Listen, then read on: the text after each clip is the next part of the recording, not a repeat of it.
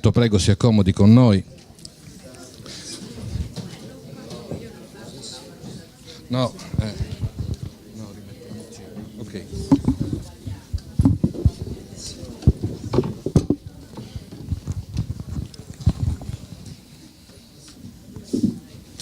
Vuoi venire più qua?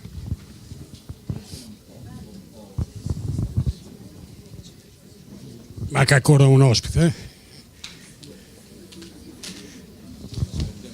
Aspettiamo Locatelli.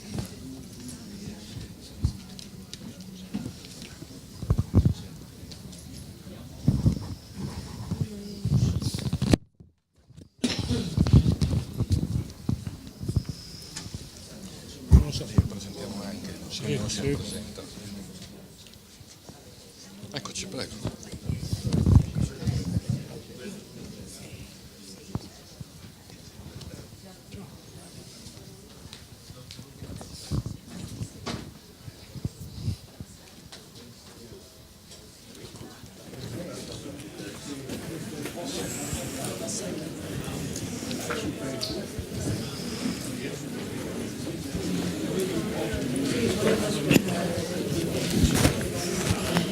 Se prendono posto iniziamo. Buonasera a tutti.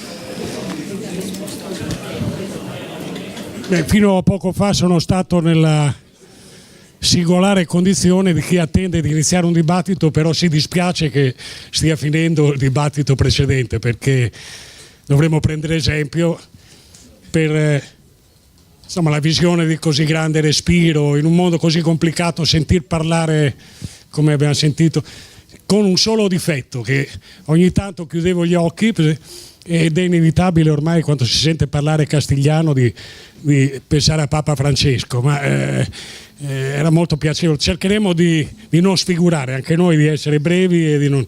Il tema è molto vasto, perché dobbiamo parlare di globalizzazione, terrorismo, mercati emergenti. Siamo pronti al cambiamento. Se dovessimo essere telegrafici, io direi subito, penso che tutti sono d'accordo nel dire non siamo pronti al cambiamento. In più dovremmo forse aggiungere, ho sentito la domanda fatta da un amico prima sulla demografia, dovremmo aggiungere che in quel panorama di esplosione demografica c'è il fatto che la implosione demografica del cosiddetto Occidente, quindi è un'esplosione che non ha a che vedere solo con i numeri, no? Ma anche con la distribuzione dei poteri nel mondo. Voglio presentare di nuovo i nostri ospiti, cominciando dalla destra. Pejman Abdolmohammadi, se ho pronunciato bene lo chiameremo solo Pejman. Mi ha incuriosito perché è naturalmente ricercatore alla London School of Economics e anche, credo, impegnato all'Università di Genova, Dipartimento Scienze Politiche. Mi ha colpito perché mi si è presentato come di origine persiana. Perché io ho detto questo già dice molto, invece di iraniano. Non so se siete microfonati e vi sentono. Riprendere il termine pensa spesso in qualche modo a due lati. Da un lato distingue un po' forse dalla Repubblica Islamica in modo netto, con l'idea un po'. Era questo che pensavo. E dall'altra parte anche un po' di testa. Poi l'ambasciatore Sergio Vento, per chi come me per professione o per passione si è sempre occupato di politica internazionale, gliel'ho detto prima, un mito. Ambasciatore della Repubblica Washington, ambasciatore d'Italia presso le Nazioni Unite, e davvero uno dei ha un monumento nella storia. Non lo dico, non è non mi piace un busto. No, ma avendo avuto confidenza con tanti ambasciatori, il suo nome è sempre tornato come quello di un caposcuola, lei forse non sa che ce ne sono anche altri, ma voglio citare quello che è mancato, ma Mainardo Benardelli era un ambasciatore scomparso prematuramente, come si dice, originario di Cormonse, quindi della regione, il suo ultimo impegno ambasciatore d'Italia in Guatemala. Nicolò Locatelli, editorialista di Limes. Per chi si occupa di politica internazionale è la rivista diretta da Caracciolo, per ricordarvi una presenza televisiva frequente, è una bibbia dell'analisi puntuale, ma però che va oltre la cronaca immediata, che ha sapore dell'analisi geopolitica, della geografia che si esercita sul presente, e quindi è una presenza che... Roberto Cocchi non dovrei neanche leggere perché lo conosco da ragazzo, molti anni fa, come potete intuire, ed è il presidente dell'Ipsos Friuli Venezia Giulia, giusto? Sì. E poi Giovanni Carbone, che è dell'Università di Milano, professore associato di Scienze Politiche e responsabile del Dipartimento Africa dell'ISPI.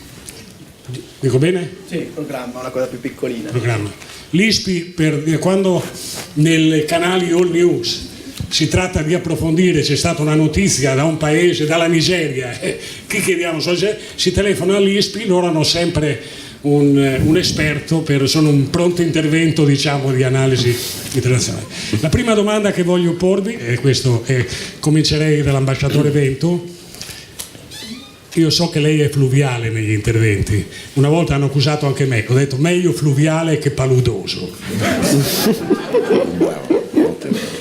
Non so quando, forse Quaglia ce lo potrà dire, ma quando è stato pensato questo incontro?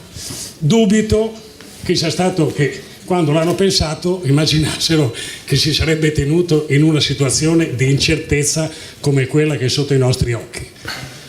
E stiamo vivendo il tramonto della globalizzazione, ambasciatore?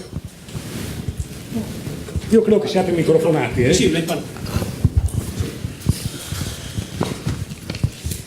Sarò onestissimo.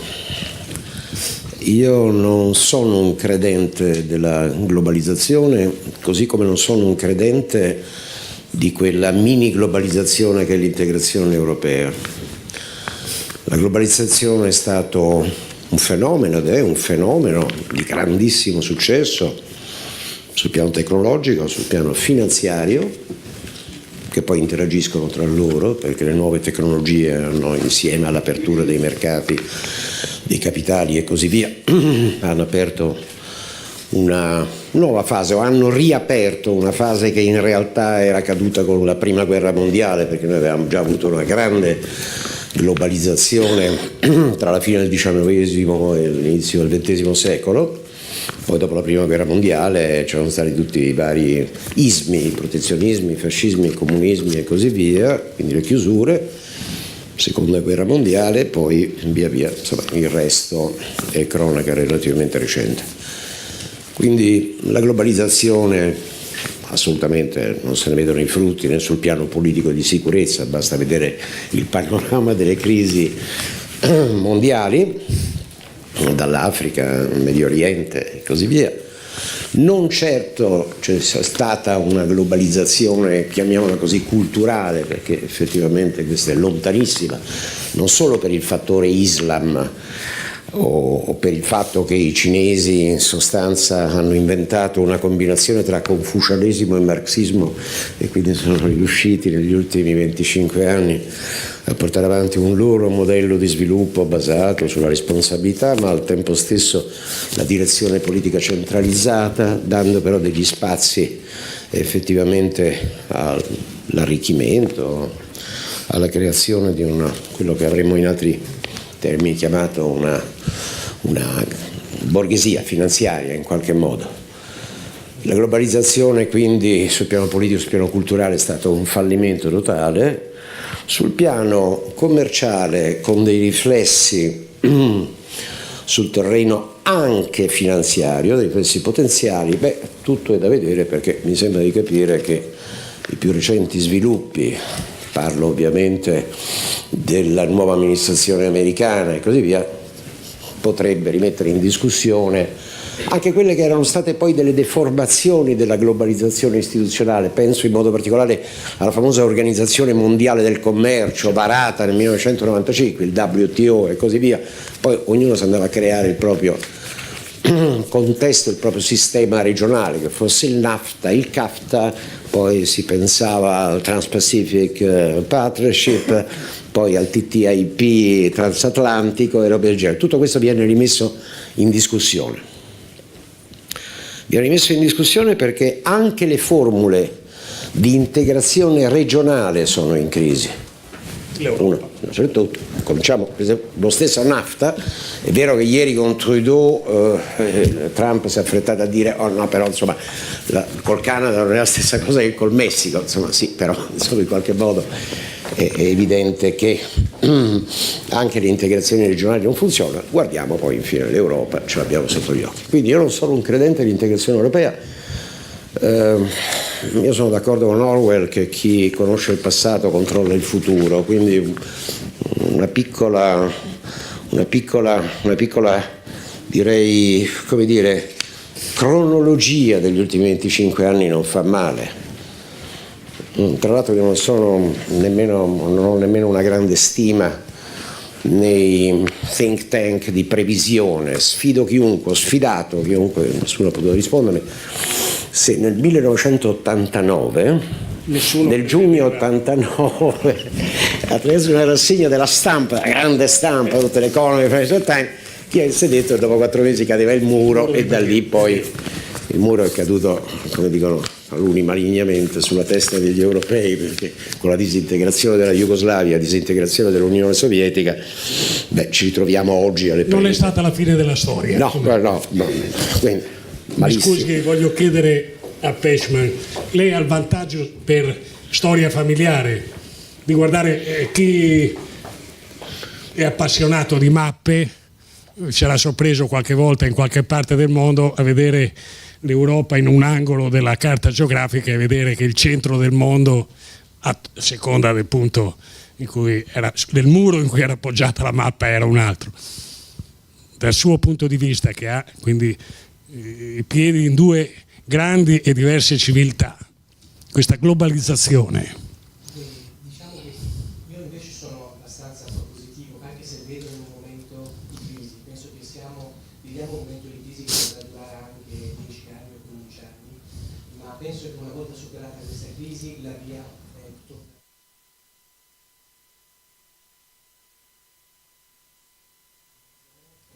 Per Max Weber la burocrazia ha preso in mano, tanto è pensato all'Unione Europea per esempio. Mentre guardando dall'altra parte sulla questione dell'Oriente, in questo momento appunto l'ascesa della Cina da un lato e della Russia dall'altro porta il Medio Oriente, parlando dall'altra parte diciamo, lo vedo un po' il Medio Oriente come quello che era l'Europa dopo il 45. Oggi il Medio Oriente sta diventando una zona dove da una parte i russi, dall'altra parte i cinesi, dall'altra parte gli Stati Uniti si stanno contendendo dei pezzi per avere più influenza per un futuro cambiato. Ma non c'è nessun piano Marshall però. Bisogna vedere se a un certo punto Però brutalmente, io perché il Friuli forse Renato saprà dire, ma ci sono molti, c'è un'imprenditoria molto vocata a guardare oltre i confini. C'è da fidarsi, la fine delle sanzioni equivaleva anche a delle porte, se non spalancate, aperte e piuttosto interessanti per l'imprenditoria. Scommetterebbe sul... Io lo sostenuto già 2 anni fa, quando ci fu questo grande entusiasmo da parte delle imprese europee e italiane in particolare, adesso nel caso dell'Iran immagino, Sì. si sta toccando. Io penso che non sia ancora pronto il momento e in effetti i risultati economici in questo momento non ci sono sul piano proprio di liquidità e di fatto. Ci sono alcuni contratti quadro, ma sul piano della micro, diciamo, se andiamo a analizzare, non ci sono quelle aspettative che siano create. A lungo termine, ma quello intendo ancora 10-15 anni, penso di sì, ma in questi 5 anni assolutamente no. Locatelli, mi lasci fare una domanda che non attinge a grandi visioni del mondo, però ci dice l'amico persiano, italo-persiano, dice non è ancora il momento, però nella mia esperienza, seguendo dei conflitti da vicino o subito dopo, il momento dei grandi affari è subito, perché dopo è già troppo tempo.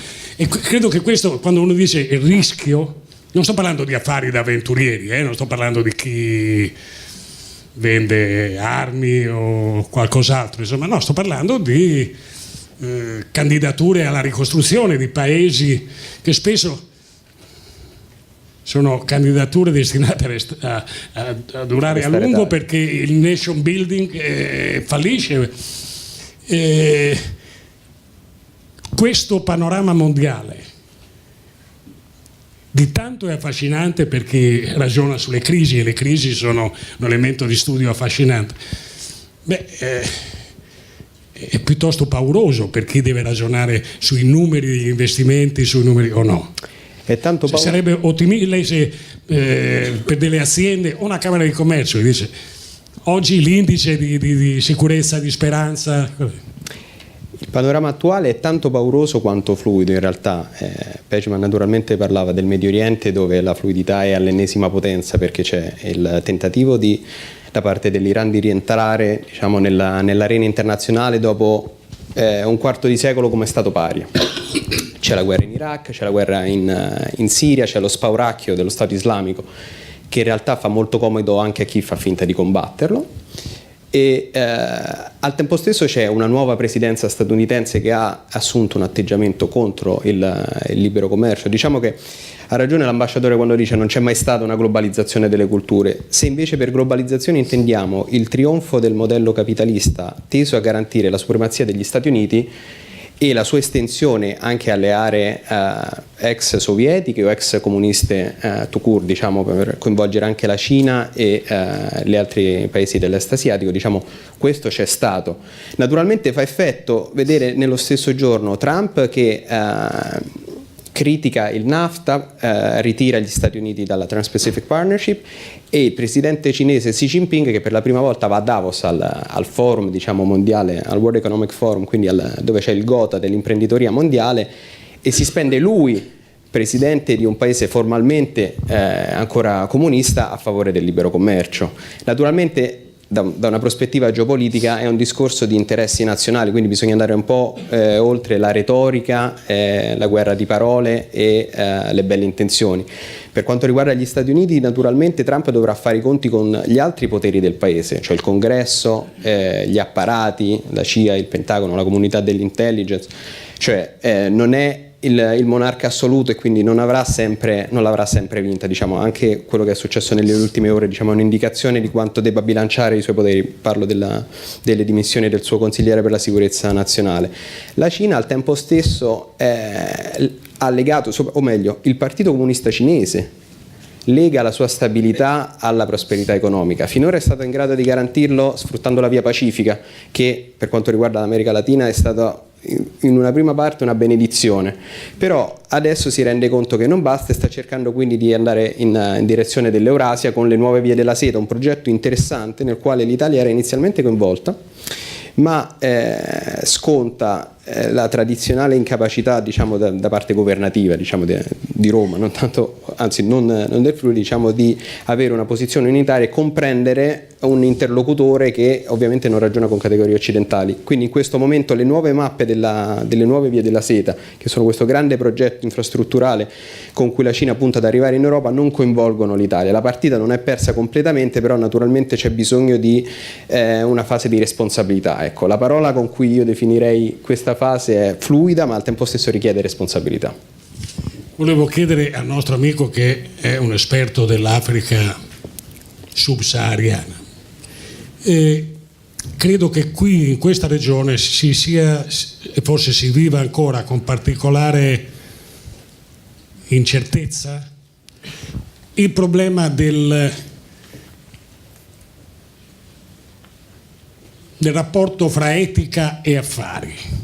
Intendo dire, a me capita di leggere, l'ho seguito naturalmente con maggior partecipazione di altri colleghi, la vicenda di Giulio Regeni, il giovane ricercatore friulano ucciso in Egitto, e leggo, da lettore, non me ne sono mai occupato, diciamo, come giornalista, leggo spesso dei commenti, ecco, e noi facciamo affari con il giacimento dell'Eni e in genere sono commenti spinti da un forte dettato morale, non c'è la verità, come possiamo. poco conoscitori della realtà egiziana e che però appunto pongono, in quel caso in modo estremo, il problema del rapporto fra la tua volontà legittima di fare affari e la statura morale dell'interlocutore. Faccio un altro esempio di tipo africano. Ero in Etiopia e andai un fine settimana, insomma, a un'inaugurazione di una diga particolarmente avveniristica sul piano della concezione, perché forava una montagna, fatta da un'impresa italiana, credo che fosse l'Impregilo, adesso non ricordo su due piedi come. Salini. Eravamo alla vigilia della assegnazione di un appalto per altre 2 grandi dighe finanziate dal Fondo Monetario Internazionale e dall'Europa, credo. Cosa mancava alla candidatura italiana in quel caso? Mancava l'ok per il progetto di impatto ambientale. Qual era la questione? Una tribù non particolarmente numerosa che stava a valle del fiume, tempo che si riempisse l'invaso, e quella tribù avrebbe saltato 2 o 3 raccolti, ci sarebbe voluto 2 anni credo, non mi ricordo, per riempire l'invaso, e quelli sarebbero stati. E allora l'Europa legittimamente dal punto di vista dell'impatto ambientale, anche se erano 300 agricoltori, non ero neanche partito dall'Etiopia, che la Cina si è aggiudicata, lo facciamo noi. La Cina, ovunque, il grande segreto della presenza, dello strapotere, dovrei dire, oggi cinese in Africa, è: non ti guardo né nelle tasche, né la tua carta d'identità sul piano dei diritti, né se votano tutti quanti, né se... l'importante è che facciamo affari io e te. Ecco, l'Africa, come possiamo pensare di accoppiare in Africa, e vogliamo farlo, l'etica e la presenza, gli affari. C'è un giustissimo problema di come vengono condotti gli affari e di diffusione della corruzione in Africa. Io lo sapevo che si partiva da qualcosa di molto negativo sull'Africa subsahariana, perché sempre ci sono una serie di parole come corruzione che sposiamo immediatamente a quest'area. E anche il tema della Cina e come la Cina conduce i propri affari è importante, anche se sta cambiando, perché la Cina sta cominciando a porsi una serie di problemi che riguardano ad esempio la protezione dei propri business in Africa subsahariana, ormai così numerosi, per cui diventa un interesse della Cina garantire uno stato di diritto, una maggiore certezza, sicurezza e stabilità, diversamente dal passato. Non per nulla la Cina si è esposta sempre di più nella partecipazione, ad esempio, alle missioni di pace e stabilizzazione, missioni internazionali, una cosa che in passato non faceva. Immaginavamo solo Pechino e le sue imprese andare all'assalto di risorse naturali e appunto senza guardare tanto in faccia a nessuno.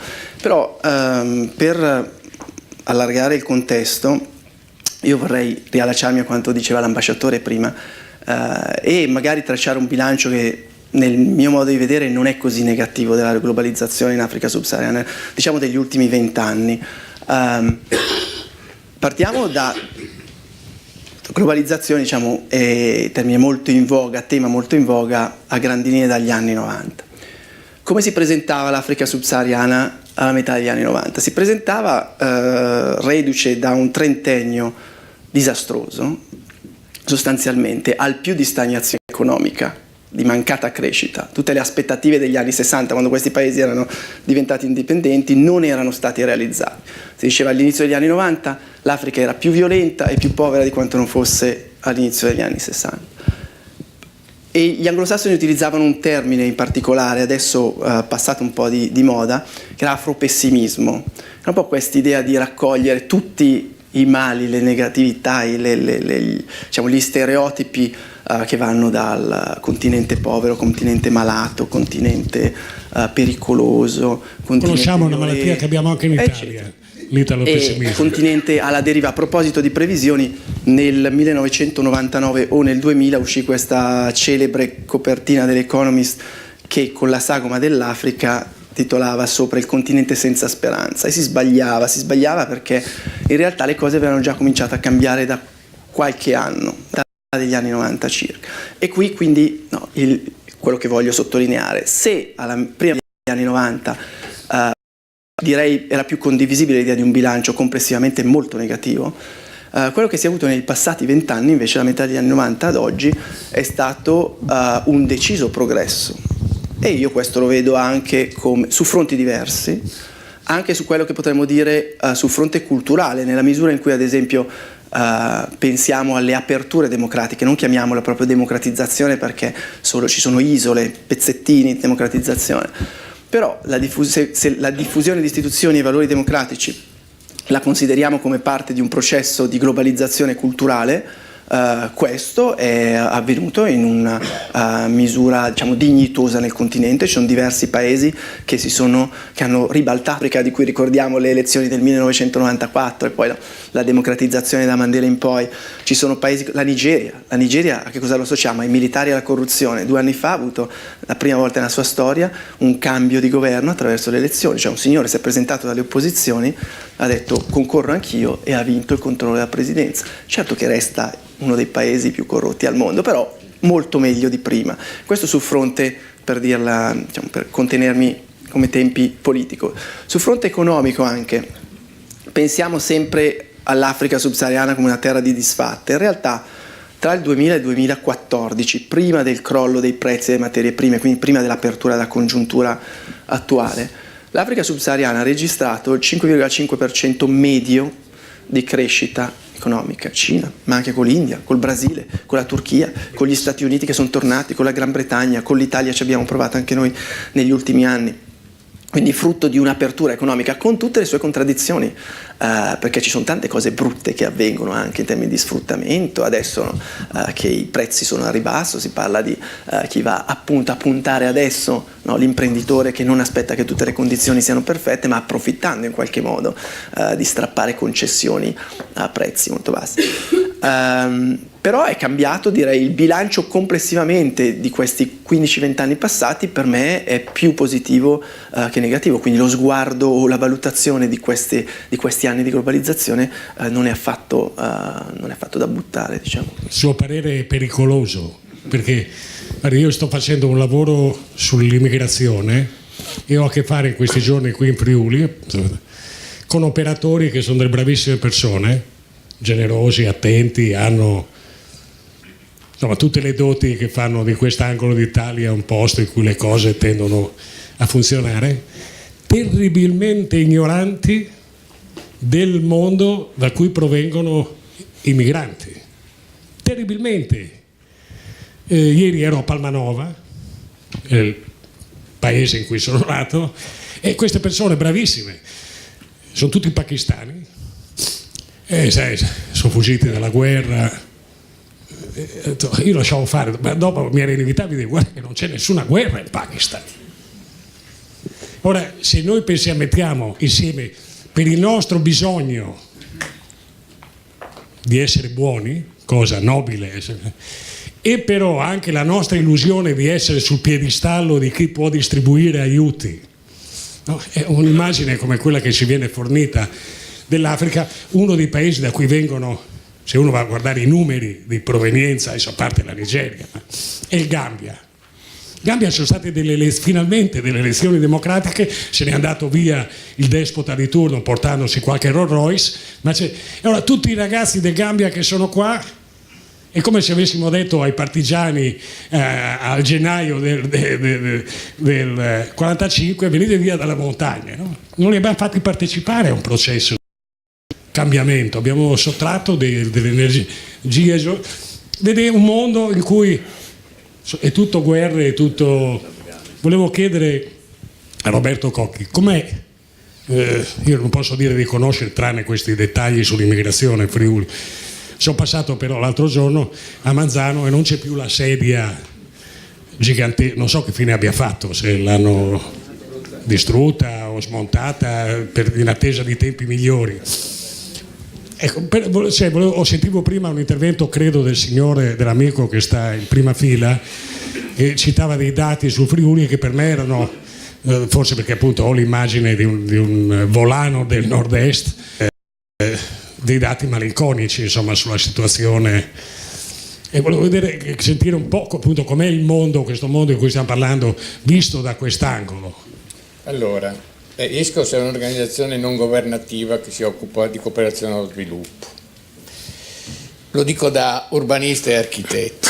Quella sedia era esattamente la dimensione della tradizione che non esiste più. Oltretutto progettata da un amico, insomma, un architetto, mio collega. Questo cosa vuol dire? Cioè vuol dire che la capacità del Friuli di porsi in una dimensione di diciamo esposizione. Scusa, non ho spiegato agli altri ospiti che era una sedia enorme, un po' una specie di monumento a una vocazione di un triangolo industriale, sì, perché davo per scontato. Di legno, scusate, fatta di legno, in alta una ventina di metri quasi. Sì, no? sì, sì, che richiamava appunto un certo tipo di cultura della tradizione. Però quel simbolo è esattamente l'incapacità poi delle forze politiche, di imprese, eccetera, di interpretare il presente e il futuro. Il flop dei distretti industriali in Friuli, del quale peraltro appunto l'assessore Santoro accennava in una dimensione di ottimizzazione dal punto di vista organizzativo, ma non solo, anche da un punto di vista territoriale. Allora, io lo dico in termini provocatori, il Friuli ha una ricchezza ma anche una difficoltà oggettiva di distribuzione antropica e organizzativa del suo territorio. Se i 1200 abitanti, ripeto, è una provocazione, fossero racchiusi in 2 città da 600 abitanti, le dimensioni di ottimizzazione anche dei costi sarebbero oggettivamente diverse. Questo ovviamente non si può fare, non è auspicabile farlo, però manca la città che diceva prima Soberes. Manca la città. Allora, quando poi parliamo della città, e allora in questo senso il modello Friuli è difficile che possa trovare dei riscontri in condizioni, per esempio nell'Africa, no? Che è assolutamente diverso come situazione, soprattutto nella subsahariana, dove il problema urbano è completamente diverso. Però di fatto con la cooperazione allo sviluppo si potrebbe relazionare realtà di impresa del Friuli con realtà non tanto di impresa ma di comunità locali, per esempio dell'Africa anziché del Sud America. Però è un'operazione che per esempio attraverso la legge 125 si potrebbe fare, perché adesso le imprese sono soggetto oggettivamente presente all'interno della legge, però ci vuole una lettura molto più alta della dimensione anche del reale, del piccolo reale del quale appunto stiamo parlando. Il Friuli è una piccola patria, ma deve essere, attraversata dalle idee anche della globalizzazione, secondo me. Perché, ripeto, posso chiederti un'altra cosa, perché poi parlo da chi è cresciuto qui. Una volta si parlava di Made in Friuli come una cosa a cavallo tra, diciamo, quasi un artigianato tradizionale, il prodotto gastronomico, enogastronomico di eccellenza, ma sempre così, campagnolo, detto nel modo migliore, e qualche puntata nella tecnologia avanzata. Però mi ricordo allora c'era un'azienda che faceva computer a Buia, poi non so che... Come lo immagina un centro che studia i Friuli e il mondo, come immagina i Friuli tra 20 anni? Cioè, su quali prodotti, qual è il sollecito quando si sente parlare di eccellenze friulane?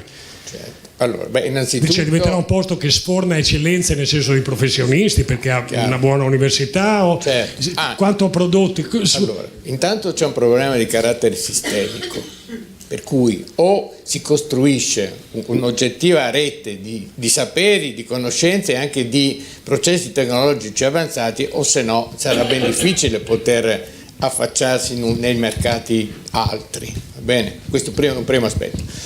Secondo aspetto, il mantenimento, come è stato richiesto da molte parti, di un corpus centrale di carattere manifatturiero, però voglio dire, con un livello tecnologico alto.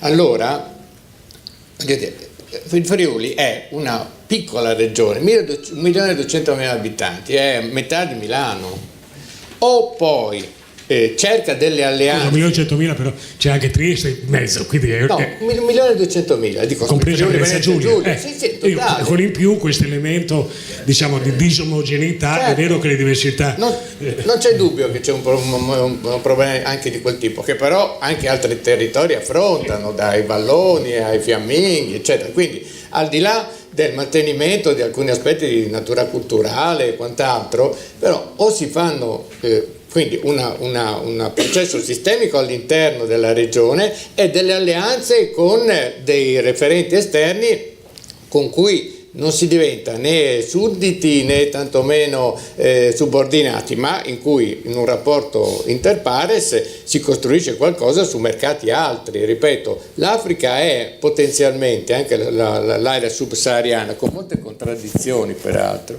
è oggettivamente un'ipotesi da dover affrontare, però le aziende friulane se vanno così, in modo sparso, attraverso il commercio estero oppure la Camera di Commercio, ma non c'è un'ipotesi strategica.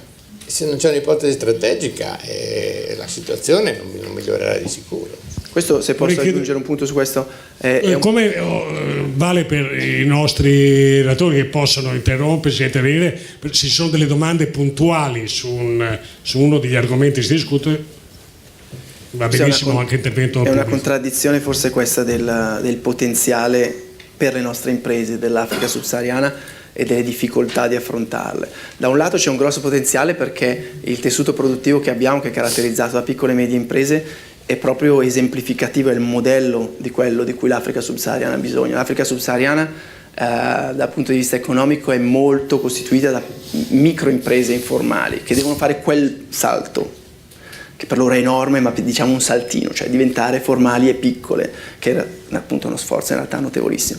Quindi il modello italiano è un ottimo modello. Il problema è che la piccola e media impresa italiana, proprio perché è piccola e media, fatica a internazionalizzarsi, ha poche risorse e quindi bisogna pensare a strategie altre, ad esempio fare rete.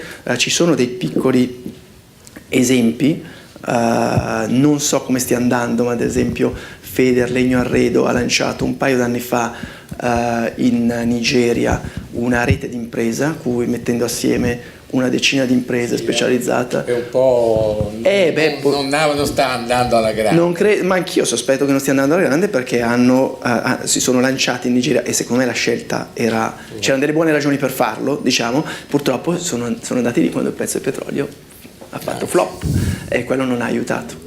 Vorrei chiedere a Nicolò Locatelli di Limes, se penso ai miei studi ai tempi dell'università, insomma uno dei temi era il sottosviluppo. A dire la verità se ne parlava anche a proposito dei Friuli, ma sottosviluppo intendendo il terzo mondo.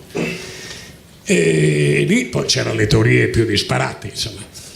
Però nessuno prevedeva che lo sviluppo sarebbe arrivato in luoghi diversi da quelli che pensavamo potessero, e mai seguendo, diciamo, degli incentivi o degli aiuti della Banca Mondiale o dell'Occidente. No, l'India, che per molti di noi rimane ancora paese, Madre Teresa di Calcutta, o i treni con la gente sui Brasile, i famosi BRICS. Cioè lo sviluppo non è avvenuto sulla base dei soldi distribuiti da noi, dall'Occidente, che spesso hanno arricchito soprattutto gerarchie, alimentato corruzione e casomai frenato lo sviluppo. Siamo rimasti anche nel campo, come si dice, aiutiamoli a casa loro. Siamo rimasti a un principio generale: non gli devi dare la scatoletta di tonno, ma gli devi dare la canna da pesca, così però non abbiamo prodotto nulla. E questo... No, è anche vero che quello che è arrivato spesso non è sviluppo solo tra virgolette. Cioè è arrivata un'espansione interne, certo, sì. Esatto, un'espansione momentanea del prodotto interno lordo di alcuni paesi. Io seguo più da vicino l'America Latina, quindi ho visto soprattutto per l'America del Sud un'espansione del PIL, una riduzione delle disuguaglianze, decine di milioni di persone che sono uscite dalla povertà nel primo decennio del XXI secolo, ma non si sono create le basi per uno sviluppo endogeno e autonomo soprattutto, ovvero l'America Latina, ma questo è un discorso che penso chiunque possa applicare poi alla sua area di appartenenza, continua a dipendere dalle fluttuazioni dei prezzi, nel caso dell'America meridionale, delle commodities, cioè delle materie prime che siano minerarie o che siano alimentari. Nel caso del Messico e dell'America centrale continua a dipendere dalla fluttuazione della domanda del suo principale mercato, che sono gli Stati Uniti. Quindi sotto questo punto di vista l'arrivo della Cina nella globalizzazione per i paesi del Centro America e per il Messico è stata più una croce che una delizia. E anche scendendo sotto l'Istmo di Panama abbiamo visto appunto una riduzione delle disuguaglianze, una crescita dei salari medi, milioni di persone che hanno acquisito non soltanto una casa, un'istruzione, delle cure mediche, ma soprattutto hanno acquisito un senso di cittadinanza, e questo alla fine è l'eredità maggiore che rimane della cosiddetta svolta a sinistra in America Latina, cioè persone che adesso sono entrate nel dibattito politico di quei paesi, del Brasile, anche adesso che Dilma non c'è più e che Lula ovviamente non c'è più, in Argentina non ci sono più Kirchner, ma comunque non è più pensabile vincere un'elezione facendo finta che le classi più povere non esistano. Al tempo stesso però il loro benessere rimane legato a misure assistenziali che vengono calate dall'alto, dallo Stato, diciamo, non dalla cooperazione internazionale, meno che mai, se vogliamo, dai paesi europei che hanno visto la loro influenza enormemente ridotta. Io poi condivido la visione più che euroscettica, direi, dell'ambasciatore Vento, cioè l'Unione Europea come soggetto geopolitico non esiste, esiste una serie di paesi che sfrutta l'Unione Europea per fare i propri interessi nazionali. Qualcuno, ovvero la Germania, ci riesce meglio, la Francia finché andava, insomma, ci è riuscita, sì, però sicuramente non c'è un soggetto unitario degno di tal nome, se non come dispensatore di soldi, diciamo. Quindi la sfida vera è questa, ovvero garantire uno sviluppo che nasca dai paesi che un tempo erano terzo mondo, diciamo. C'è un buco nero nella sua analisi che insomma ha una qualche importanza qui, perché molti hanno parenti in quel paese, il Venezuela, dove c'è, diciamo, questa emancipazione a cittadini non è avvenuto, o se qualcosa è avvenuto grazie al petrolio è avvenuto a spese di una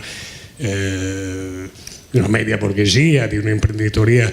Se uno parla oggi con i friulani di Venezuela è il racconto di un paese allo sbando. Chiaramente, in effetti, più che buco nero è proprio la dimostrazione di quello che dicevo, ovvero il Venezuela ha vissuto un periodo di grande auge quando il petrolio era sopra i $100 al barile, periodo che è finito per quanto riguarda il Venezuela, diciamo, dal 2011 con la malattia di Hugo Chavez, che poi era il presidente dal 98, la sua morte nel 2013, e che poi è finito, diciamo, per tutto il mondo nel 2014 con la mossa saudita di inondare i mercati di petrolio per abbassare il prezzo con un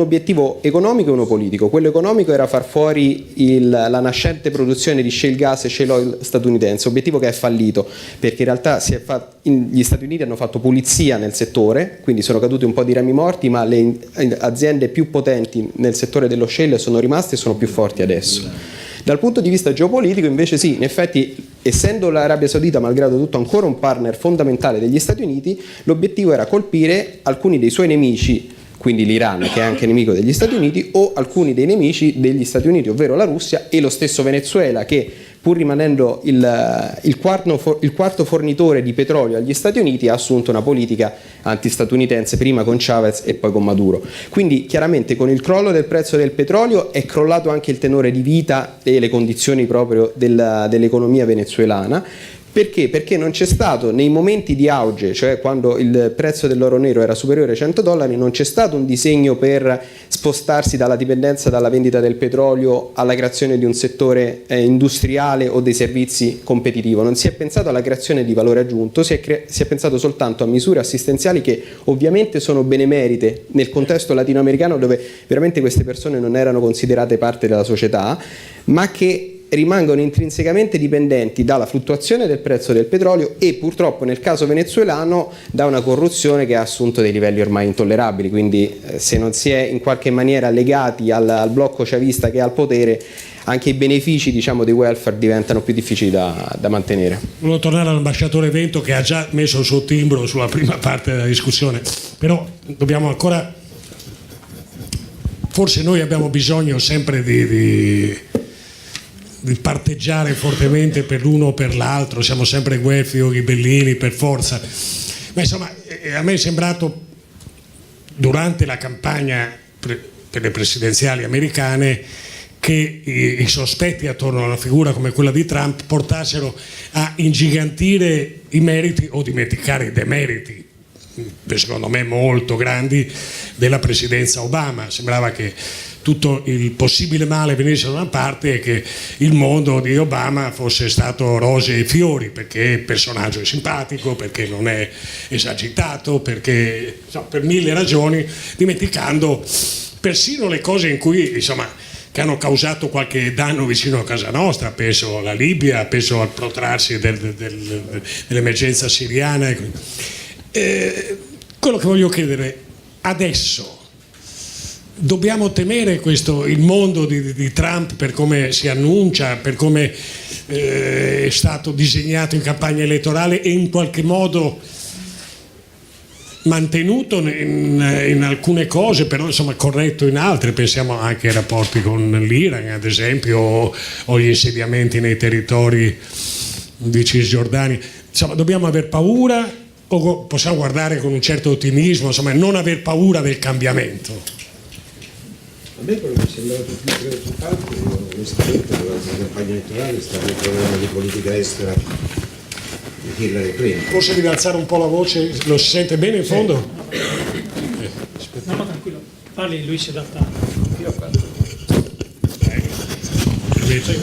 Dicevo, quello che a me è sembrato più preoccupante durante la campagna elettorale è stato il programma di politica estera di Hillary Clinton e di una serie di suoi consiglieri, advisor. Noi abbiamo un po' la tendenza a ritenere che la politica estera di Obama fosse quella di Hillary Clinton e viceversa. Errore, enorme errore. Hillary, nei 4 anni in cui è stata al Dipartimento di Stato, dal 2009 al 2013, è difficile lavorare col vento, Sa quante volte ha fatto queste battute stupide, Hillary è stata l'artefice delle primavere arabe, uno dei giganteschi flop, non perché a me fosse simpatico Mubarak o Ben Ali, sia ben chiaro, ma un'operazione che in realtà... No, va bene lì, si sente adesso. Un'operazione, quella delle primavere arabe, che a parte il fatto poi di penalizzare nel caso Libia, in modo particolare l'Italia, ha creato una confusione incredibile, sostenendo insieme al Qatar, Stati Uniti, Qatar e Turchia, i fratelli musulmani, con le conseguenze che poi abbiamo visto in Egitto. Fratelli musulmani, attenzione, a non confondere con i salafiti, filo-wahhabiti e così via, che rappresentavano in Egitto stesso, nel breve periodo della presidenza Morsi, diciamo un altro schieramento islamista, quindi creando delle divisioni in ultima analisi non soltanto tra il mondo sunnita e il mondo sciita, vedasi nel Golfo, vedasi poi nella stessa Siria, no? Insomma, l'abbattimento di Assad era diventato sostanzialmente una crociata congiunta Stati Uniti, solita Francia, come nel caso della Libia purtroppo, più fazione filo-qatarina e fazione saudita, da non confondersi tra loro, perché lo vediamo bene che nel Golfo c'è poi una concorrenza in campo petromonarchie, entrambe ostili all'Iran e viceversa, ricambiate cordialmente, però voglio dire, insomma, decisamente in concorrenza tra loro. Il Qatar che punta sui fratelli musulmani, l'Arabia Saudita viceversa che punta in realtà sul, diciamo, i propri assets finanziari di altra natura. Torniamo un attimino al programma di Trump. Ripeto, la linea politica di Hillary, che peraltro, come dimostrano i fatti, non fu confermata nel secondo mandato Obama, si disse per ragioni di salute e così via. Per ragioni di salute furono un comodo alibi per allontanarla dal Dipartimento di Stato e dall'amministrazione, mettendo il più docile Kerry e così via, che insomma cercò, poi tentato di portare avanti il negoziato sul nucleare iraniano, quello è riuscito, è andato malissimo il rapporto con Israele sul problema degli insediamenti, ma vedo che anche quello con Russia, con Trump, io ho sempre pensato che per esempio la asserita intenzione all'indomani dell'ingresso alla Casa Bianca un mese fa di Trump di trasferire l'ambasciata da Tel Aviv a Gerusalemme fosse a bargaining chip. Non dimentichiamo che la diplomazia di Trump sarà una diplomazia molto business-like, cioè di negoziati, di contropartite, non ideologica, ma di contropartite. Il discorso con l'Islam è un po' diverso, ma insomma bisognerà vedere, perché allo stato attuale sembra che per Islam ci sia soltanto quello della Repubblica Islamica dell'Iran.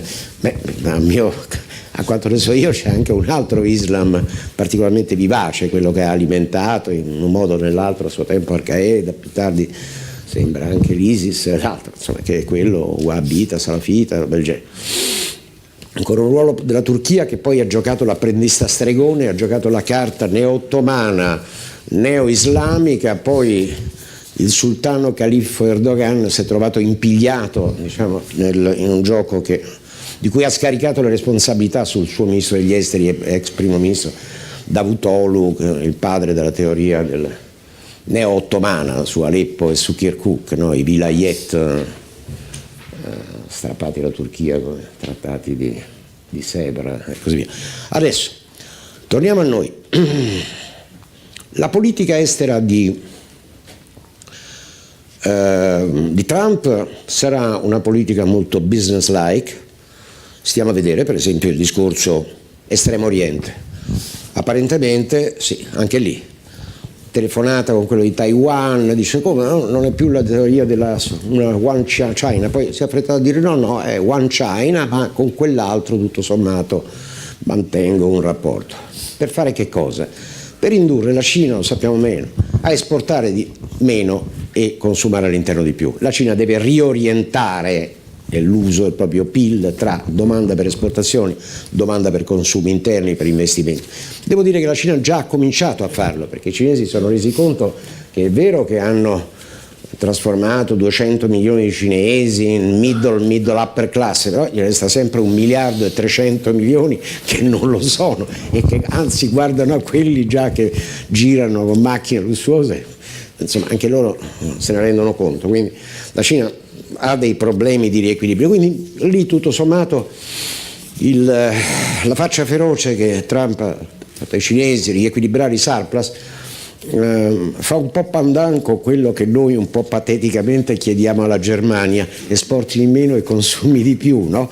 Naturalmente i tedeschi ovviamente ho detto molto bene, per piacere, verremo di più in Italia, andiamo a Napoli, a Ischia, la cancelliera viene a passare un po' di vacanze da noi, ma per favore sul discorso delle esportazioni non se ne parla. Quindi la Germania, che ha superato in materia di surplus commerciali, come è noto, la stessa Cina, questo è il grande sorpasso, perché la Germania imperterrita continua a essere molto export oriented, lo credo bene, perché l'integrazione europea, anche la moneta unica, la cosa via.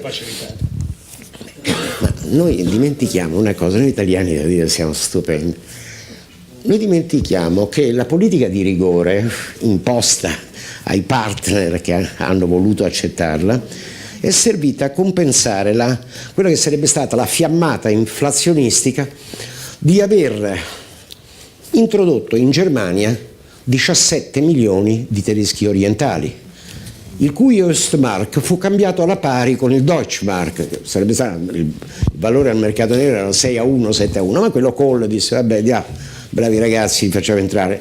Bravi ragazzi mica tanto, perché se poi uno gira in Sassonia, in Prussia, roba del genere, insomma nei Länder del Mecklenburgo si accorge, a nessuno piace fare il cugino povero rispetto a quello ricco, quindi gli Össis, come si dice, non sono nemmeno granché soddisfatti, ma comunque l'integrazione è servita a un'altra cosa, a creare per la Germania, e sia ben chiaro, io ho una grandissima simpatia e anche ammirazione per i tedeschi, qui non si tratta di simpatia e antipatia, qui si tratta di chi sa giocare la partita e di chi non sa giocarla.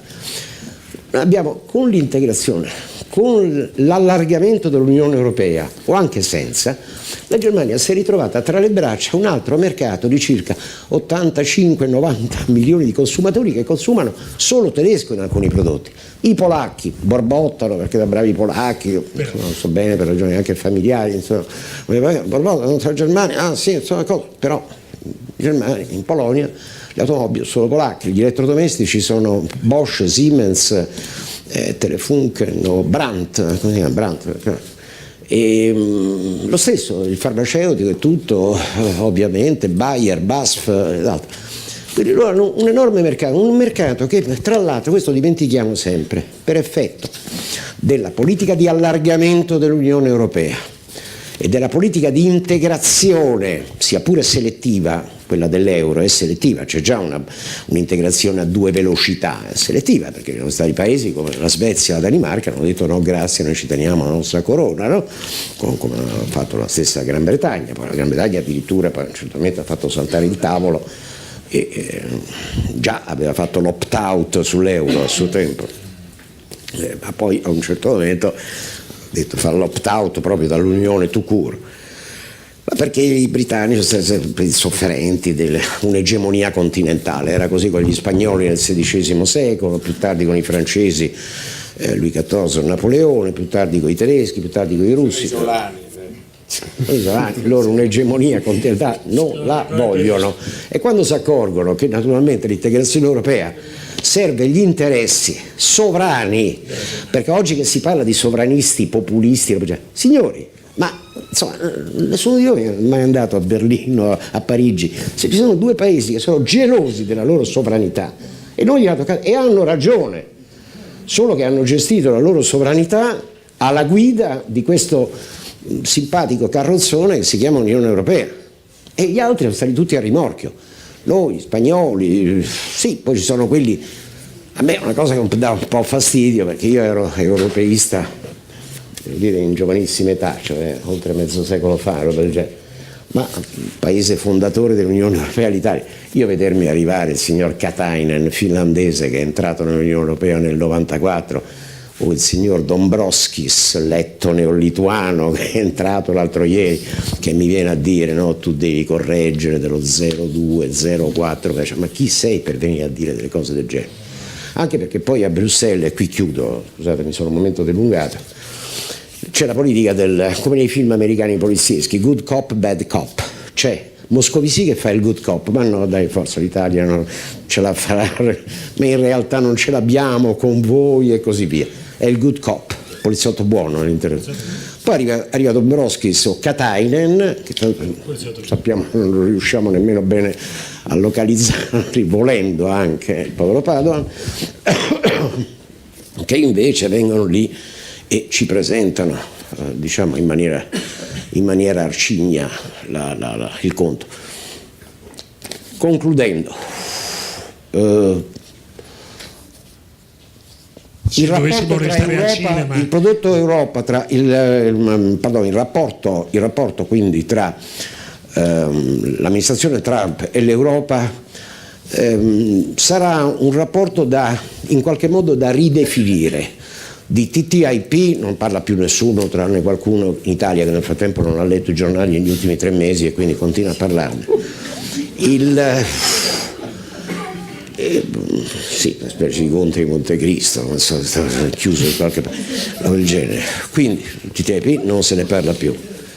di rapporto fra, ecco, sul discorso della Germania, mi sembra che Trump non poteva essere più chiaro.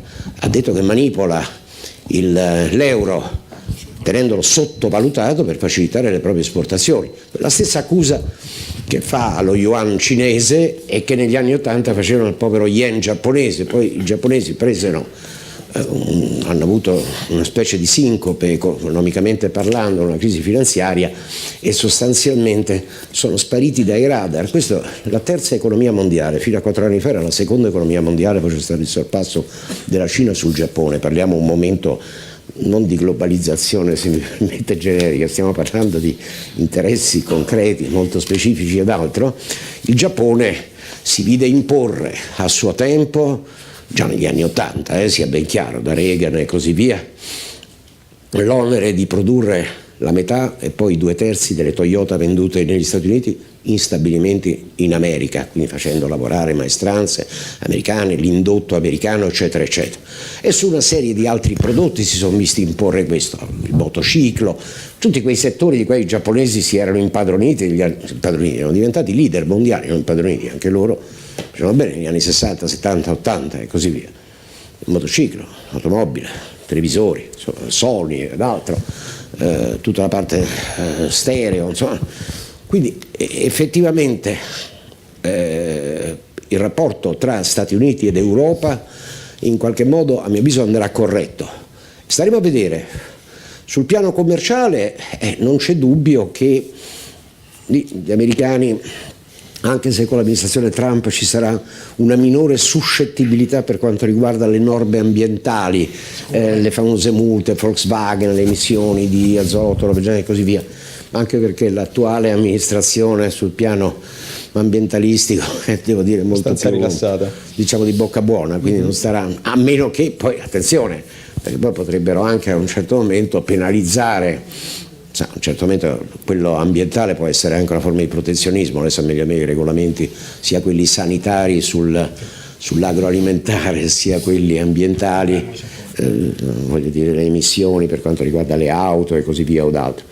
Però ripeto, complessivamente il rapporto fra Stati Uniti ed Europa sarà un rapporto tutto da vedere, a mio avviso molto dipenderà anche dal rapporto fra Stati Uniti e la Russia di Putin sull'Ucraina, anche perché il fatto che come noi ci siamo lasciati coinvolgere, abbiamo lasciato che l'Unione Europea, la politica dell'Unione Europea fosse guidata, e questa è una caratteristica, questa è una responsabilità della Germania, da paesi periferici dell'Unione, cioè polacchi e lituani, che da 4 secoli ovviamente ce l'hanno con i russi e così via, sono quelli che hanno animato in Ucraina una specie di colpo di Stato, diciamo, nei confronti del signor Yanukovych, dal quale io non nutro nessuna simpatia, però bene o male era stato eletto, sembra, e così via.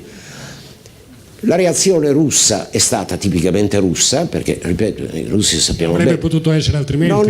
Poi attenzione, storicamente, lo diceva già Tolstoi ai tempi dell'invasione napoleonica, e poi l'abbiamo visto nel 41-43, l'orso all'inizio è così un po', come dire, impastato e addormentato, poi quando l'orso si risveglia, qui questa volta piccolo Putin, che non ha l'aria dell'orso, ha reagito immediatamente, si è preso la Crimea, il discorso della Crimea, perché mentre invece il Donbass, Luhansk, Donetsk, ancora lì si potrà trovare col gruppo di Minsk, se si riesce a convincere Poroshenko e gli ucraini a concedere un'ampia autonomia a quelle regioni, ma sulla Crimea io onestamente non vedo certo i russi ritirarsi dalla Crimea, su questo no, sicuramente no. Soltanto il fatto che l'Europa si sia lasciata, la Germania si sia lasciata coinvolgere da paesi periferici, come sulla questione dei migranti, si è lasciata la Germania coinvolgere da chi? Da un paese addirittura nemmeno periferico dell'Unione, ma un paese fuori dall'Unione, la Turchia, i famosi 6 miliardi a Erdogan.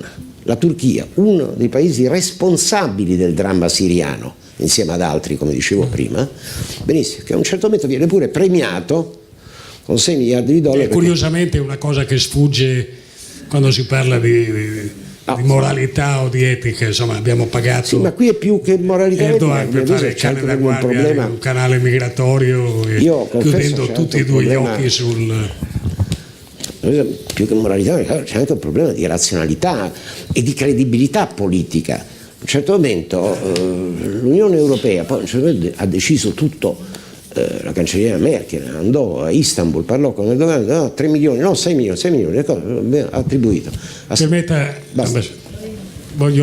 ha messo di nuovo moltissima carne a fuoco, penso che ognuno avrebbe delle cose da dire e le dirà.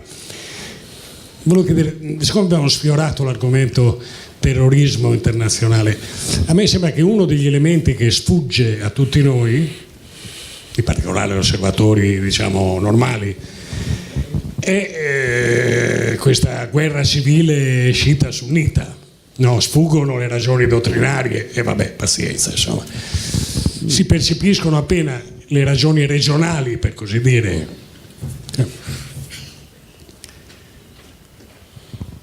Sfugge lo sviluppo storico. Ad esempio, secondo me, l'idea di califfato che fa sorridere molti, no? Al di là degli orrori ma è una parola suggestiva per ogni sunnita, è un po' come, ricordate il fascismo come lavorava sulla nostalgia della romanità, no? Dell'architettura, così come la parola impero, l'Italia di nuovo un impero, quel di nuovo e così la parola califfato è piena di suggestione. Però sfugge nella storia che la prima potente dimostrazione che la società, la distinzione tra religione e Stato possa accadere fu l'Iran di Khomeini, che fu praticamente ispiratore di quello che oggi è il suo nemico giurato, cioè l'Islam sunnita.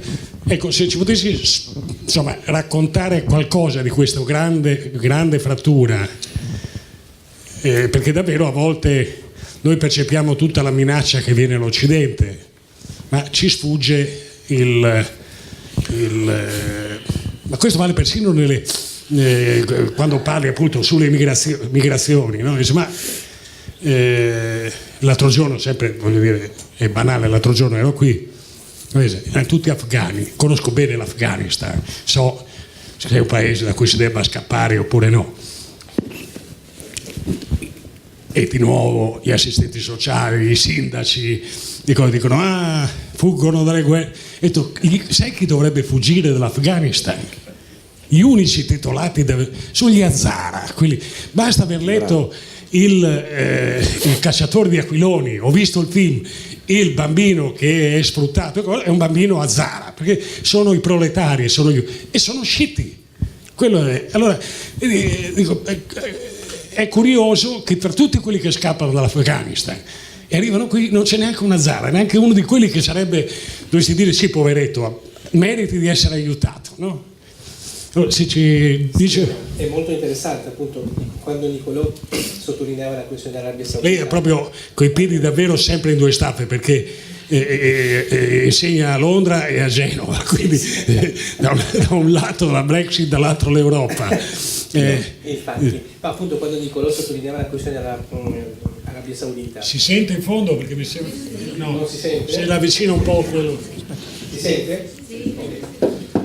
Quando sottolineava la questione dell'Arabia Saudita e poi la questione di Hillary Clinton, prima di toccare quello volevo fare una piccola, cioè c'è un double standard dell'Occidente negli ultimi 8-12 anni, a partire anche da Bush secondo, ma soprattutto con l'amministrazione Obama, cioè il fatto che gli Stati Uniti abbiano continuato tutti gli 8 anni di Obama a considerare l'Arabia Saudita e altri arabi del Golfo Persico, Qatar, Kuwait, ma particolarmente Qatar e Emirates, come alleati strategici nella regione. Questo è un problema strategico che di certo in questo momento sta danneggiando la situazione degli equilibri regionali. E la questione del double standard, non si può dire che Gheddafi o Mubarak erano degli autoritari e chiudere gli occhi di fronte alle monarchie assolute dell'Arabia Saudita, del Qatar e dell'Emirates, cioè fare business con Dubai, fare business con Doha e non vedere che in quel caso, a volte i miei studenti mi chiedono per l'Arabia Saudita se le donne possono entrare in Parlamento. Io dico che non c'è un Parlamento che le donne ci entrino, nel senso che c'è una questione completamente strutturale sul piano della rappresentanza, quindi l'Occidente, se lo vogliamo chiamare così, e ha anche questi double standard che oggigiorno non può più chiudere gli occhi di fronte a quello, anche in un confronto contro la Cina e contro la Russia. Come sottolineava lei, la Cina non guarda in faccia a queste cose, ma anche gli Stati Uniti in tanti aspetti. Da questo punto di vista non ha applicato questi suoi valori democratici ideali, però poi nel pragmatismo, se anche andiamo a vedere l'11 settembre, il 70-80% erano sauditi, e noi attacchiamo l'Afghanistan, che non sanno neanche parlare arabo, gli afghani o parlano il Pashtun o il Dari, e questi si vedono attaccare perché è come se attaccassero l'Italia, perché non ce l'hanno con i musulmani, ce l'hanno con i poveri. Quindi questo lo volevo un po' sottolineare, perché secondo me è molto importante come proprio strategia politica. Tornando sulla questione che sottolineava degli anni 70 e il 79, quindi la rivoluzione iraniana che poi diventa islamica nei primi mesi, lì è un punto molto importante, perché negli anni 70 a un certo punto una delle strategie antisovietiche è il rollback, di appoggiare le religioni come ideologie politiche contro il comunismo. Da un lato abbiamo appunto l'ascesa dell'Islam politico sostenuto dagli occidentali e anche l'ascesa del cattolicesimo con Wojtyla. Abbiamo Khomeini e Wojtyla che salgono. Quindi si va nell'Europa dell'Est a logorare col cattolicesimo politico e poi si sostiene l'Islam politico nelle zone Asia centrale e Medio Oriente. Questo chiaramente è stata una questione molto importante, perché nel 79 il sostegno politico che arriva al Khomeinismo, all'ascesa dell'Ayatollah Khomeini e quindi la nascita della Repubblica Islamica, è un sostegno oltre alle questioni delle rivolte interne che c'erano e anche alla questione dell'autoritarismo dello Shah che c'era, ma non era quel dispotismo così imperante che tanta intelligenza di sinistra europea in quegli anni, a partire da Michel Foucault, che aveva creato questo mostro, questo Shah mostro che uccideva tutti, e il Khomeini con la barba seduto lì che rappresentava i poveri del mondo e piaceva alle sinistre, no? Allora diciamo la questione qual è? Che l'ascesa dell'Islam politico in quel momento è una questione che viene sostenuta in quegli anni anche da una parte del mondo occidentale. Pensare a Carter, pensare a Giscard d'Estaing, pensare a una serie altre di questi attori politici.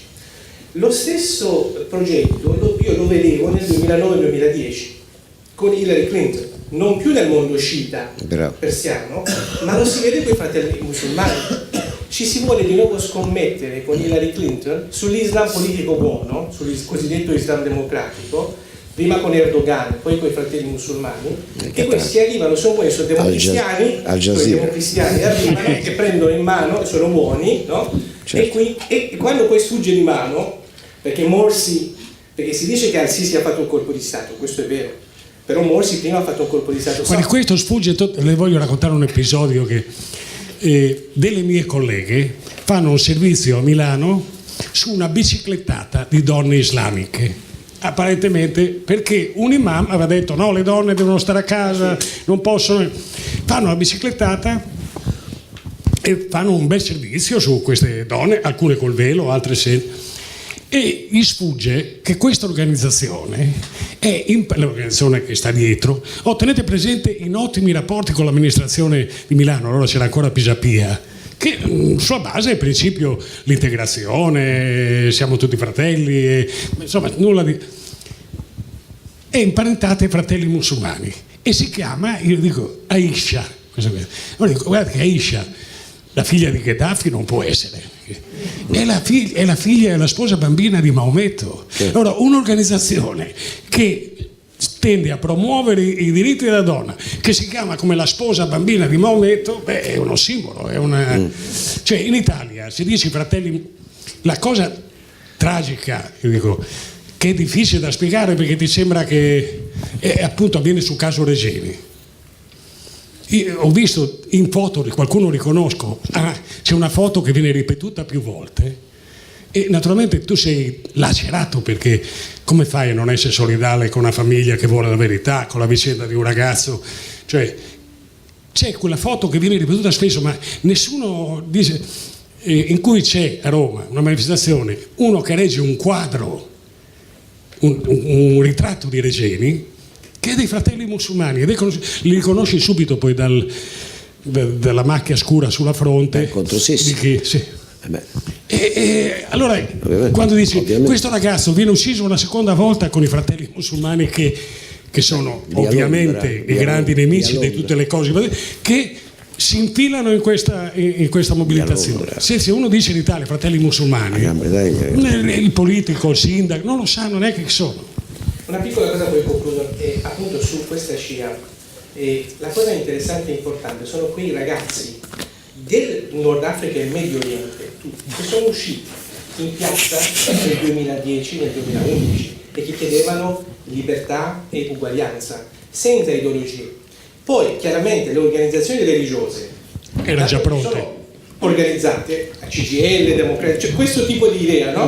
Che si entra o tipo che sono organizzate, che c'è anche i sindacati, Come è successo in Iraq nel 78. come è successo nel 79 in Iran. 78. Quando poi succede la rivoluzione scendono in piazza tra virgolette i giovani, gli intellettuali così, però arriva quell'organizzazione religiosa che è ben strutturata e monopolizza il potere.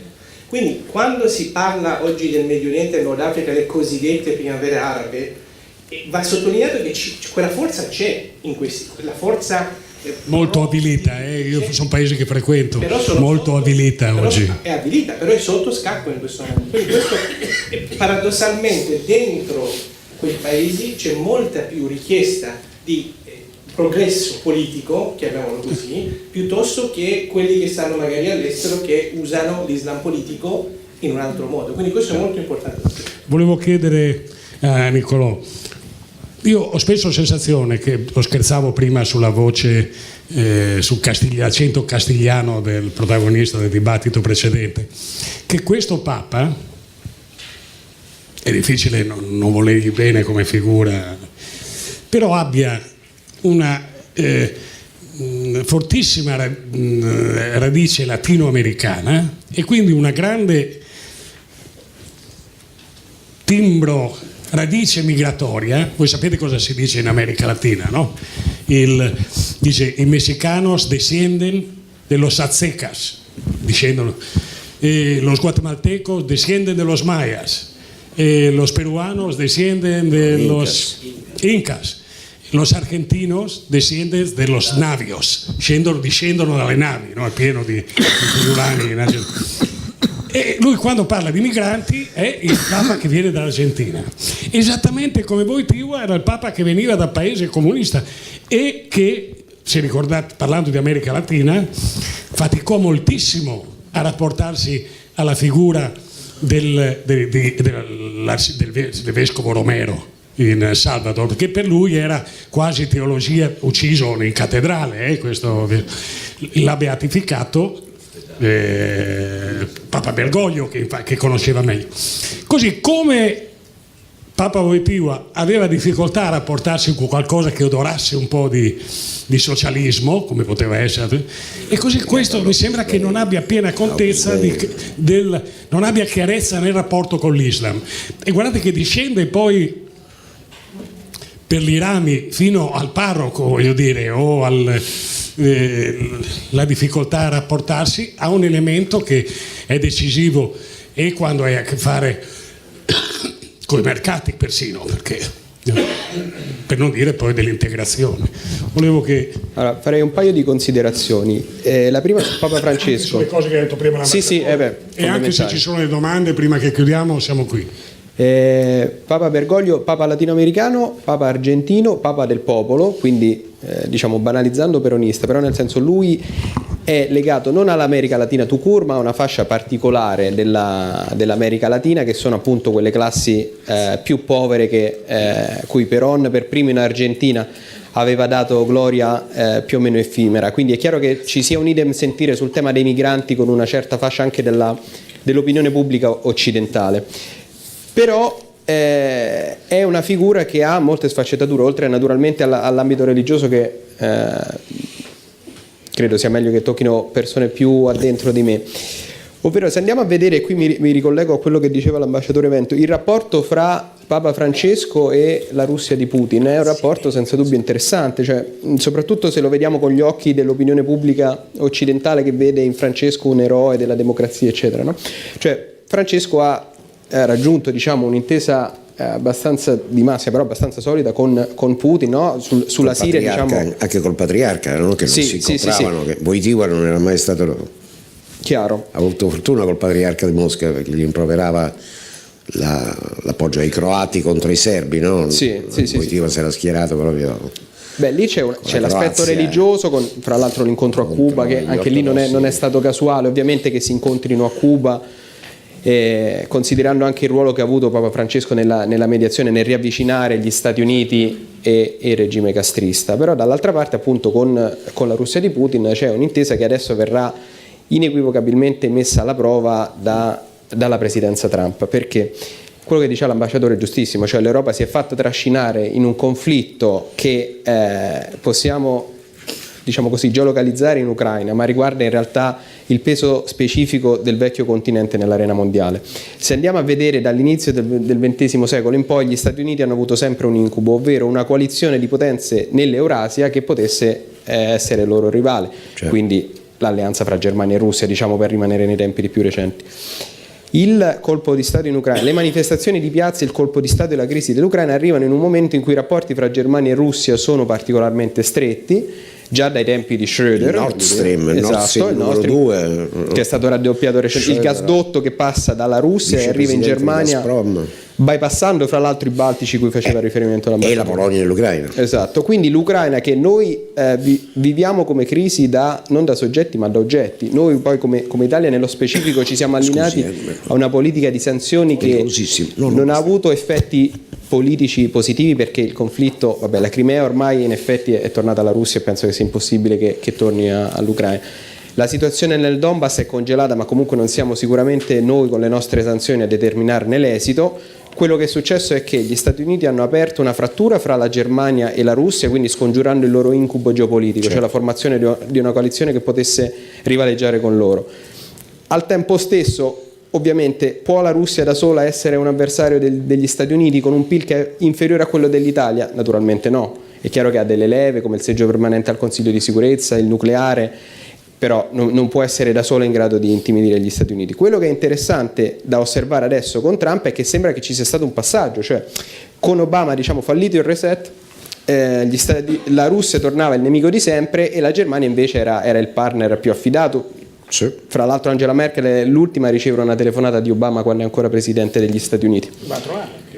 E Obama è andato a Berlino. Esatto. La capitale che ha visitato non è stata Parigi né Londra, a Berlino. Esatto. Cosa che a Londra che a Parigi. Arriva Trump e che cosa fa? Non solo parla in termini abbastanza, non voglio dire entusiastici, però insomma piuttosto calorosi di Putin, diciamo nel corso dei mesi della campagna elettorale e poi da quando è entrato alla Casa Bianca, ma inizia, come diceva l'ambasciatore, a criticare molto duramente la Germania con le stesse accuse che vengono rivolte alla Cina. Quindi la frattura fra Germania e Russia dal punto di vista statunitense si mantiene, bisogna vedere se verranno rovesciate le parti, con la Germania che diventa la cattiva e la Russia che diventa, non voglio dire la buona, però perlomeno un partner con cui fare affari.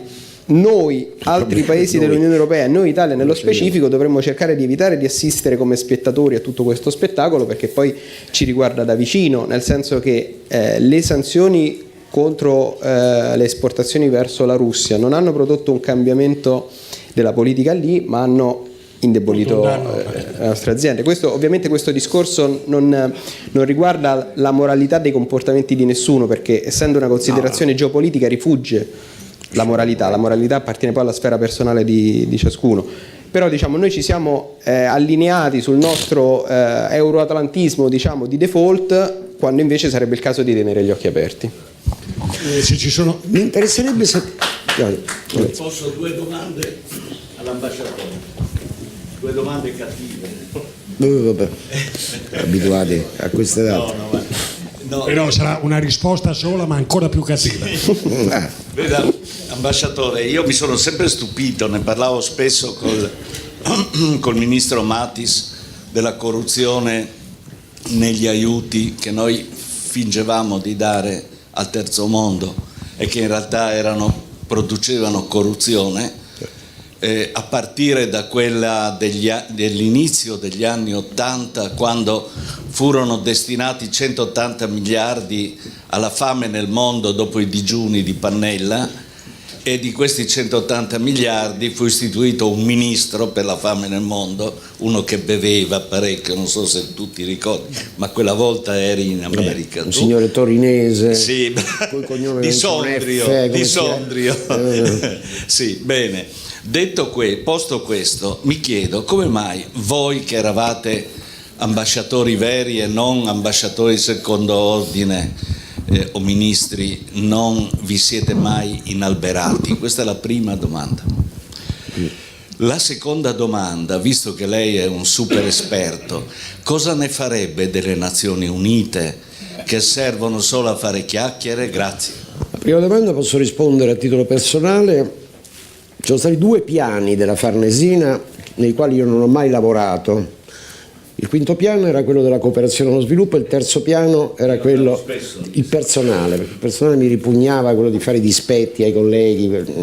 Scusi, mi sbaglio? Oggi responsabile del personale è l'ex responsabile della cooperazione allo sviluppo, Elisabetta Belloni, non è? No, Elisabetta Belloni addirittura è diventata segretaria generale. No, lei ha perfettamente ragione.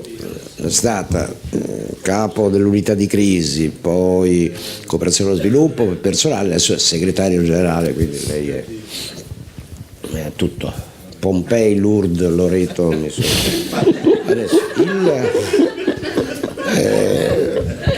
allora io mi sono sempre andato bene a lavorare alla cooperazione allo sviluppo e al personale, 2 cose che mi hanno sempre qui. Ho lavorato alla direzione degli affari politici, ufficio Medio Oriente per 4 anni, ufficio paesi vicini, Jugoslavia, Albania, ma parlo degli anni 70, quando si preparava alla morte di Tito, non si preparava nel senso di ucciderlo, preparava il dopo Tito in qualche modo. Con la direzione degli affari economici mi sono interessato di Nazioni Unite, UNCTAD, UNIDO, Fondo Monetario Internazionale, G7, preparazione dei G7, eccetera, eccetera.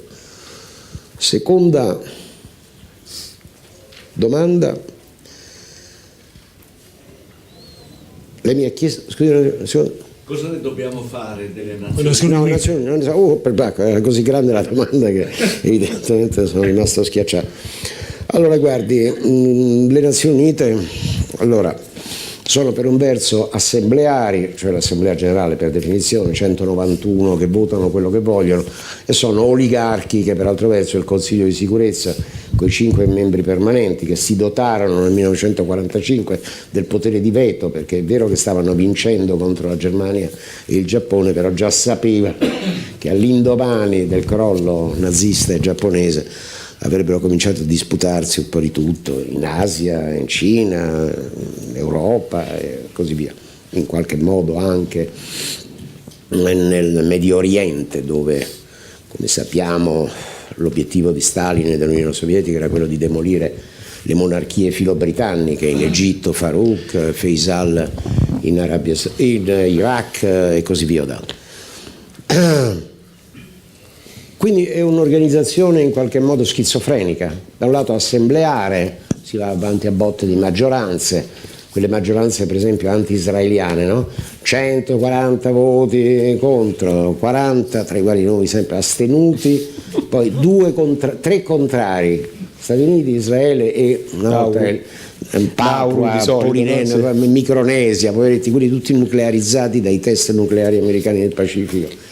Nella fine degli anni 40-50 ci sono ancora delle tremende intassi di mortalità, facevano scoppiare bombe a bikini non ha niente a che vedere con i 2 pezzi delle signore. Le Nazioni Unite tutto sommato bisogna andare un po' par défaut, come dicono i francesi, è meglio che ci siano anziché non ci siano. Il valore aggiunto in materia di soluzione delle crisi dipende unicamente dal buon volere dei 5 membri permanenti che non vetino l'invio di una forza di pace, delle sanzioni a quello che viene giudicato, rarissimo che siano tutti e 5 d'accordo su chi è il responsabile di una determinata situazione. Per esempio, prendiamo caso Saddam Hussein in Iraq. Nel 90-91 ci fu un voto unanime perché lì era evidente, aveva invaso il Kuwait, insomma lo trovarono con le mani nella marmellata, insomma, quindi anche russi, è vero che erano già dei russi un po' diversi, erano gli ultimi tempi di Gorbaciov o altro. Già nel 2003 fu diverso, perché effettivamente la seconda guerra irachena contro Saddam Hussein era basata su tutta una serie di frottole, armi di distruzione di massa, uranio del Niger, insomma, tutta una serie di cose, devo dire, veramente da pessimo libro di spionaggio, pessimo, perché poi ci sono quelli buoni, ci sono quelli scadenti, veramente, insomma. Oggi si chiamerebbero fake news. Ho citato i casi diciamo più noti, ma poi insomma su questa linea lo abbiamo visto anche per esempio in tutta una serie di crisi africane al tempo delle cosiddette Diamonds Wars, le guerre dei diamanti, o Blood Diamonds. Se non ci sono altre domande, chiederei Sierra Leone, a tutti Liberia, i nostri ospiti di rispondere però telegraficamente. Siamo pronti o non siamo pronti per il futuro? Una domanda che delle 100 pistole diceva Paternostro. Siamo pronti? Ma io direi che non abbiamo alternativa, dobbiamo esserlo. Non è che non possiamo dimenticare. Dovrei citare quella frase, non mi ricordo più, di uno scrittore francese, però poi sono andato a vedere su Wikipedia, è degli anni 30, diceva: il futuro non è più quello di una volta. Bravo. Dobbiamo esserlo. Roberto Cocchi? Lo siamo parzialmente, perché non abbiamo, cioè dobbiamo concretamente rafforzare tutte le dimensioni di democrazia dal basso, e sui temi trattati secondo me ne mancava uno: l'influenza e il potere che stanno avendo sempre di più le organizzazioni criminali. Certo, quello. Sì, anche il terrorismo abbiamo, però non volevamo malinconire troppo. Giovanni Carboni. Ma visto che siamo partiti dal termine incertezza, abbiamo capito ormai, che lo scopriamo ogni giorno come è fatto il futuro nuovo, soprattutto con questa nuova amministrazione americana, su tanti fronti ancora bisogna capire che cosa sta creando, che cosa sta avviando come processo. Penso di nuovo all'Africa subsahariana, rispetto a cui delle intenzioni di Trump si conosce pochissimo. Possiamo intuire tutta una serie di cose dagli spunti che ci dà rispetto alle sue battaglie in termini di protezionismo commerciale o contro il multilateralismo, no? Si parla delle Nazioni Unite, ma qui c'è un personaggio adesso alla Casa Bianca che spara apertamente contro le Nazioni Unite, quindi sono tutte cose che è un futuro che veramente, di giorno in giorno, con le boutade e le boutade concretizzate da atti concreti dalla nuova amministrazione, si sta plasmando e cambiando in modo continuo. Abbiamo capito che c'è continua incertezza. Pasma, siamo pronti?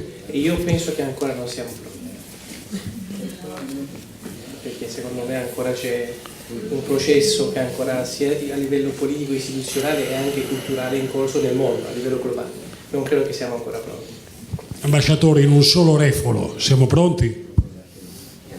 Ma io ho l'impressione che non siamo pronti a quello che potrebbe essere un Big Bang finanziario, una super bolla del debito pubblico, ma parliamo non del debito pubblico solo italiano, qui stiamo parlando di quello americano. Infatti Trump si sta lanciando su un New Deal preventivo, infrastrutture per 1 trillion, rimpatrio di capitali, sgravi fiscali alle imprese, dal 35 al 15%. Questa, devo dire, è l'unica cosa sulla quale tutto sommato forse un pensierino in Italia sarebbe il caso di farlo, adesso non forse così drastico, dal 30 l'IRES, come si chiama da noi, IRES, no? Insomma, non così drastico dal 35 al 15, però insomma, però allora una cosa è chiara: Trump sa che il paese potrebbe andare a finire, anche perché la sua politica poi è contraddittoria, perché debito e disavanzo aumenteranno, disavanzo e debito, perché soprattutto con